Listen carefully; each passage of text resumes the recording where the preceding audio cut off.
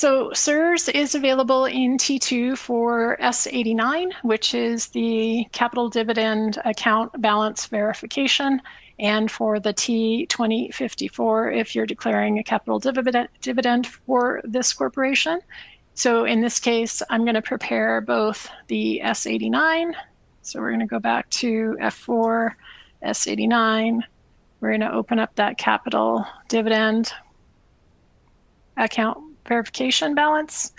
And I'm going to say that this is related to T2054 I'm going to file. So I'm going to select no for the first question and yes for the second. And then you would go ahead and complete all of the relevant sections here on the form before you send that in. But for the sake of the demo, I'm not going to take the time to do that. I'm just going to show you that you can. And then we're going to go to our T2054. So F4 again, T2054. And I want to go to the current year worksheet. So there's in T2, there's a prior year, there's a current year, and there's a next year T2054 available.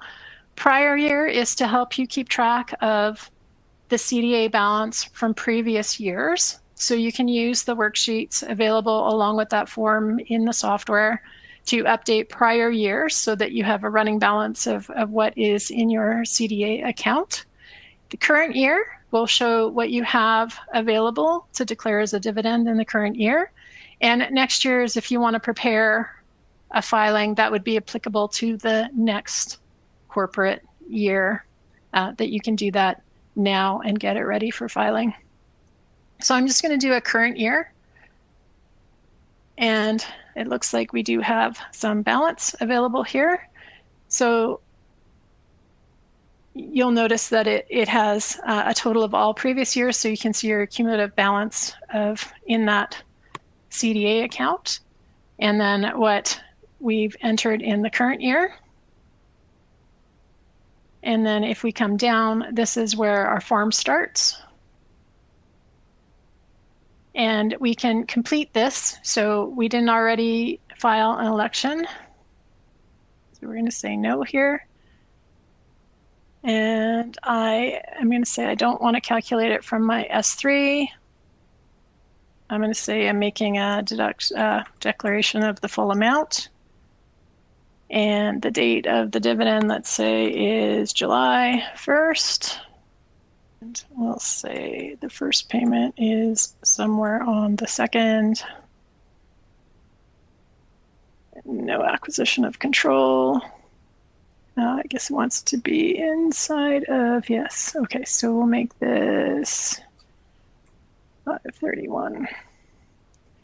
And then you would complete the rest of this, whatever is applicable for your T2054 filing. And when you are ready, we're just trying to get to the date. We want today's date. Today's date, 0.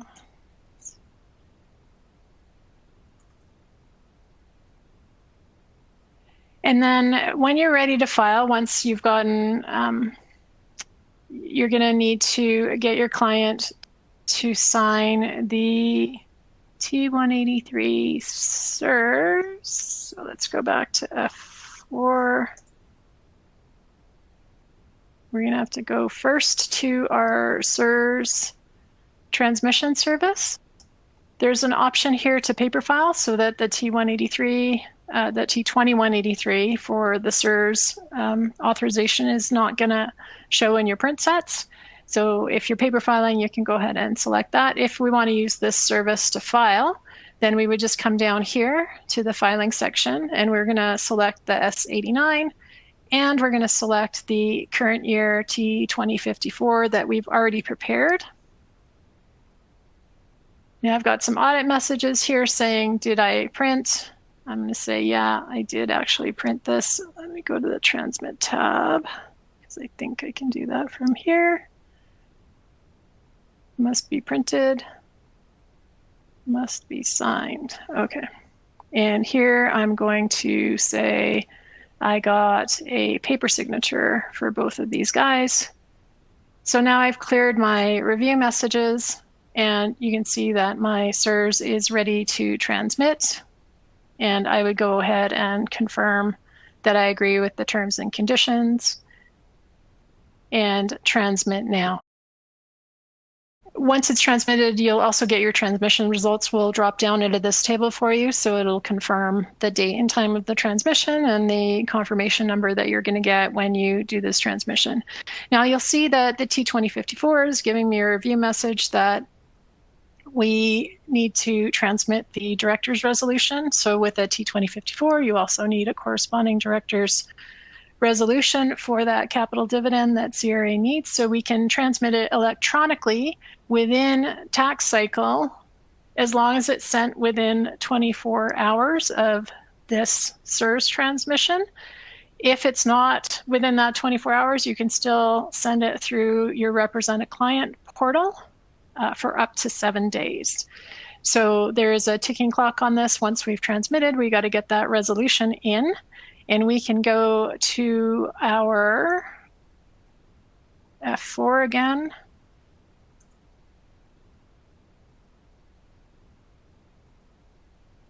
To the SIRS support to do that electronic document transmission.